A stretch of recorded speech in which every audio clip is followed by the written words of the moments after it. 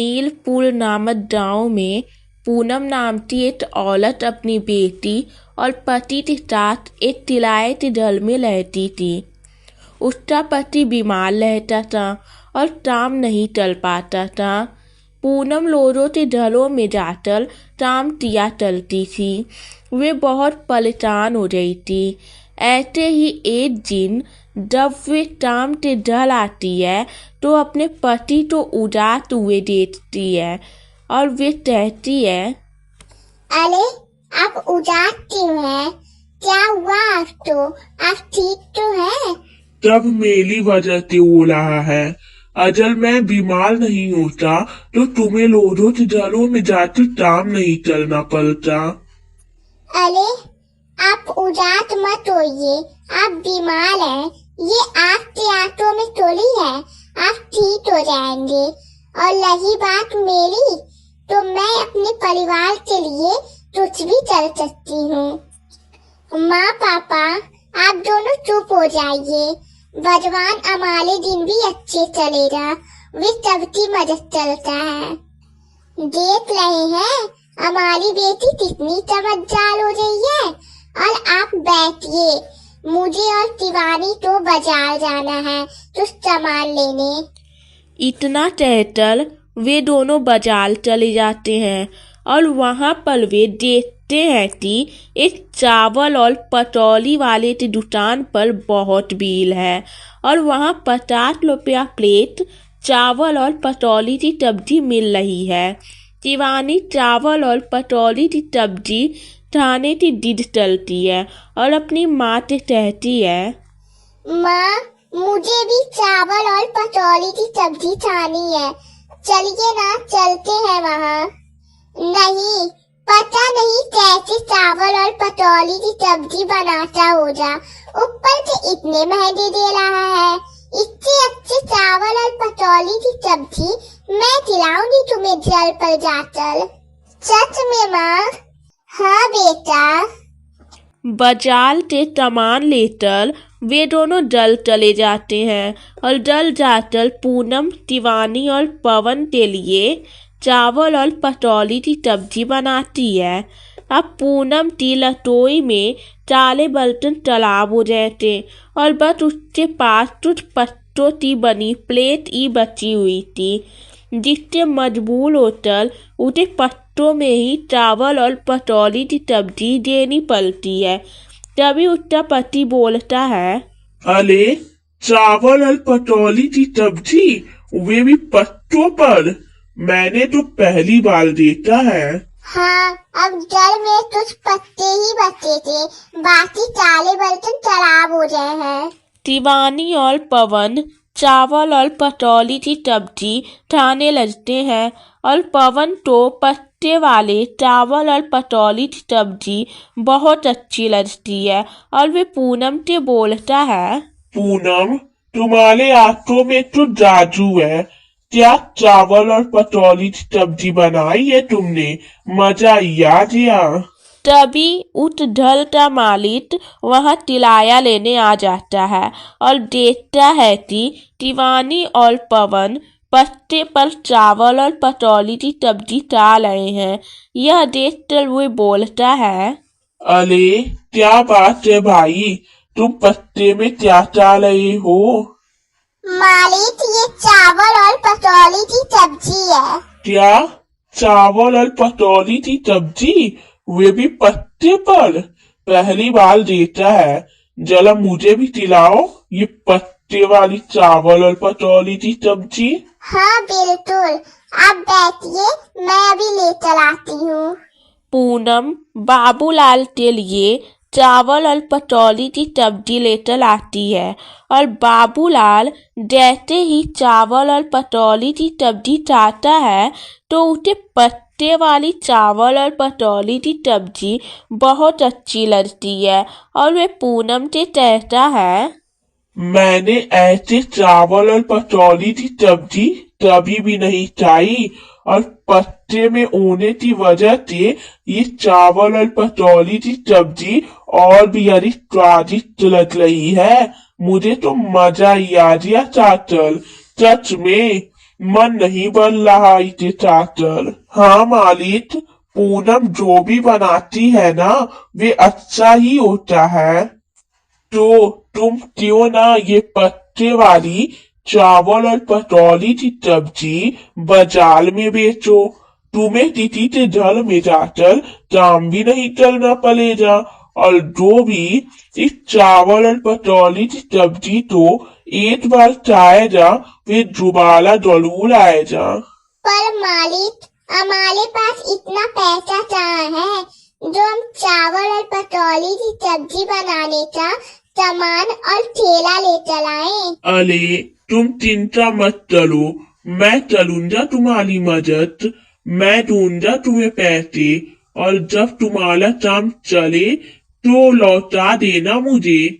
बताओ तैयार हो तुम इसके लिए? माँ, हाँ बोल दो। हम दोनों मिलकर पत्ते वाली चावल और पतौली की सब्जी बेचेंगे और मुझे यकीन है हमारा दुकान भी बहुत अच्छा चलेगा। ठीक है बेटा, हम जरूर बेचेंगे जलीब की पत्ते वाली चावल और पतौली की सब्जी। वे अगले दिन बाबूलाल के पैसे लेकर चावल और पतौली की सब्जी का सामान और ठेला लेने के लिए बाजार जाती है और सारा सामान लेकर घर आती है। और अगली सुबह दोनों माँ बेटी अपना ठेला लेकर बाजार जाती हैं, लेकिन उन्हें वहाँ चले हुए बहुत देर हो जाती है, पर कोई भी पत्ते वाली चावल और पतौली की सब्जी खाने नहीं आता, जिससे शिवानी कहती है, माँ देखो ना, अभी तक एक भी लोग पत्ते वाली चावल और पतौली की सब्जी खाने नहीं आए। ऐसे तो हम कुछ भी नहीं कर पाएंगे और हमारा सारा सामान खराब हो जाएगा। अरे बेटा, तू चिंता क्यों चलती है? अभी हमारी दुकान नहीं है, बस इंतजार कर, हमारे चावल और पतौली की सब्जी जरूर बिकेंगे। शाम हो जाती है और पूनम के दुकान पर कोई भी ग्राहक नहीं आते हैं और दोनों अपने घर आ जाती हैं, जहां उन्हें उदास देखकर पवन उनसे कहता है, क्या हुआ तुम दोनों तो इतने उदास क्यों हो? पिताजी, आज एक भी ग्राहक नहीं आया हमारे ठेले पर। बेटा, हर चीज तो चलने के लिए वक्त लगता है और भगवान हमारी परीक्षा ले रहा है और हमें इस परीक्षा में पास होना है। और तुम जानती हो, तुम्हारे माँ के हाथों का चावल और पतौली की सब्जी तो खा लेना, तुम्हें दोबारा जरूर आएगा। पूनम, एक काम करो, तब के लिए चावल और पतौली की सब्जी ले आओ। जी अभी लाती हूँ। पूनम तब के लिए चावल और पतौली की सब्जी ले आती है और अगले दिन सुबह दोनों माँ बेटी अपनी चावल और पतौली की सब्जी का ठेला लेकर बाजार जाती हैं। तभी एक पप्पू नाम का आदमी उनके पास आता है और कहता है, अरे बहन जी, ये क्या है?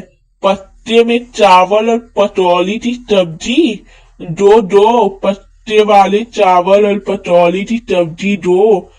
जी जरूर, अभी देती हूँ। इतना कहकर पूनम एक पत्ते वाली चावल और पतौली की सब्जी उस आदमी को दे देती है, जिसे खाकर वे आदमी चावल और पतौली की सब्जी की बहुत तारीफ करता है और इस प्लेट पत्ते वाली चावल और पतौली की सब्जी पैक करवा लेता है। ये देखकर शिवानी तो अपनी गरीब माँ के लिए बहुत अच्छा लगता है।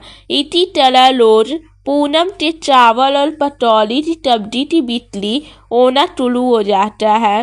पूनम के चावल और पतौली की सब्जी केवल 10 रुपये के थे, इसीलिए दूसरे दुकान से चावल और पतौली की सब्जी के ग्राहक अब पूनम के पास आने लगे थे।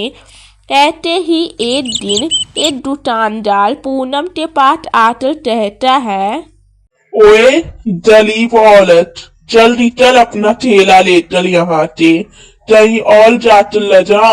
मेरी दुकान के सामने आता तो तेरी वजह से मेरी बिक्री नहीं हो पा रही है। अरे ओए साहब, ये जगह आपकी कलीदी नहीं है जो हमको आप यहाँ से हटाओगे। आप तो लगा कर दिखाओ। वैसे भी मेरी माँ के चावल और पकौड़ी की सब्जी आपके ज्यादा अच्छे हैं और कम दाम में है, इसलिए लोग हमारे पास आ रहे हैं। देख लूंगा तुम दोनों माँ बेटी तो। इतना कहकर वे दुकानदार वहाँ से चला जाता है और पूनम अपनी बेटी से कहती है, शिवानी, हम कल से यहाँ पर ठेला नहीं लगाएंगे। पर क्यों माँ? हमारे पत्ते वाले चावल और पकौड़ी की सब्जी बिकते लगे हैं अब तो। बेटा, तूने देखा नहीं वे दुकानदार वाला क्या कह चल दिया है, और उसने तुम्हें कोई चोट पहुँचाई तो मैं क्या करूँगी बेटा? माँ, आप ये क्या कह रही हो? आपने ही तो सिखाया है हम जल कर नहीं जीना चाहिए। हमने तो गलत नहीं किया, और आप ये पत्ते वाली चावल और पकौड़ी की सब्जी जरूर बनाओगी। आप तो मेरी कसम।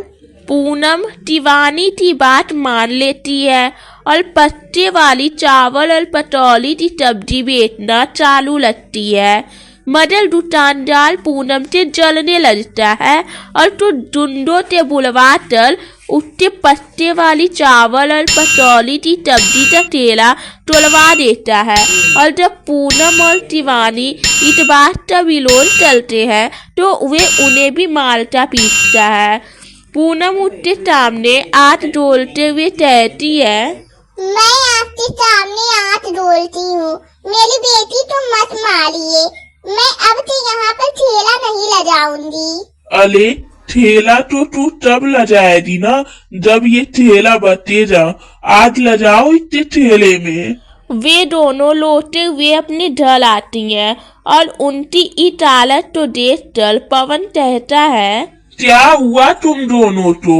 तुम्हारी ये हालत किसने थी? और हमारी चावल और पकौड़ी की सब्जी का ठेला कहाँ है? बाजार में जो चावल और पकौड़ी की सब्जी वाले का दुकान है, उसकी बिक्री हमारे पत्ते वाली चावल और पकौड़ी की सब्जी की वजह से कम हो गई थी, तो उस दुकानदार ने हमको मारा और हमारी ठेला भी जला दिया। क्या उस दुकानदार की इतनी हिम्मत? हमें अभी सरपंच के पास जाना चाहिए। उस दुकानदार ने हमारे साथ बहुत गलत किया है, उसे उसकी सजा जरूर मिलेगी। अब वे दोनों सरपंच से ढल जाते हैं और वे दोनों सरपंच तो सारी बात बताते हैं। तभी सरपंच उनसे कहता है, अरे तुम चिंता मत करो, मैं सब ठीक कर दूंगा। मेरे होते हुए दलीप के साथ ये सब नहीं हो सकता।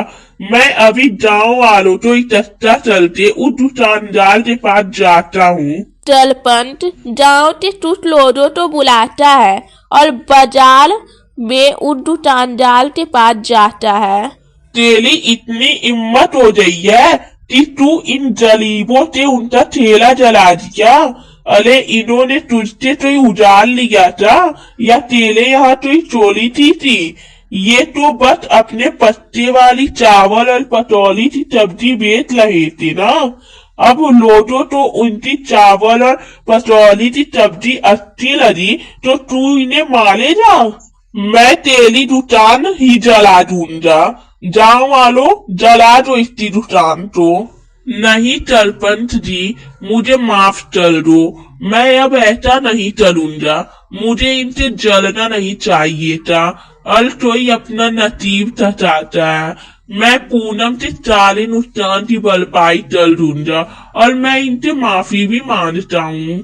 दुकानदार तब से अपने किए की माफी मांगता है और पूनम और शिवानी तो नया ठेला लाकर देता है और कुछ दिनों बाद पूनम के पत्ते वाले चावल और पटौली की सब्जी फिर से बिकना शुरू हो जाता है और उनकी पत्ते वाली चावल और पटौली की सब्जी हर गांव में फेमस हो जाती है। लोग उसके चावल और पटौली की सब्जी से दीवाने हो जाते हैं, जिसके बाद पूनम शहर जाकर अपने पति का इलाज करवाती है और कुछ ही दिनों बाद वे ठीक हो जाता है और पूनम अपने पति पवन और बेटी शिवानी के साथ एक खुशहाल जीवन बिताने लगती है।